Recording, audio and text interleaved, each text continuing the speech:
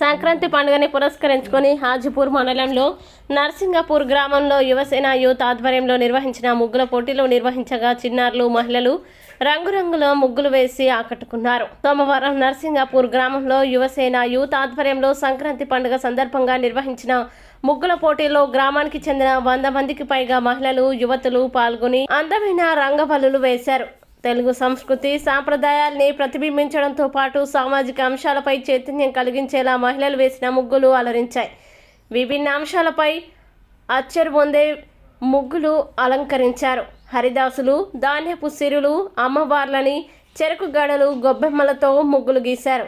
పోటీల్లో విజేతలుగా నిలిచిన మొదటి బహుమతి దారవేణి మౌనికకి 2000, రెండవ బహుమతి కాటం ప్రేమలతకి 1000 రూపాయలు, మూడవ బహుమతి గూడ శ్యామలకి 500 నగదు ప్రోత్సాహం అందించగా ఈ పోటీల్లో పాల్గొన్న ప్రతి ఒక్కరికి ప్రోత్సాహక బహుమతుల్ని పంపిణీ చేశారు. ఈ కార్యక్రమంలో గ్రామస్తులు, మహిళలు, గ్రామ పెద్దలు, యూత్ సభ్యులు తదితరులు పాల్గొన్నారు.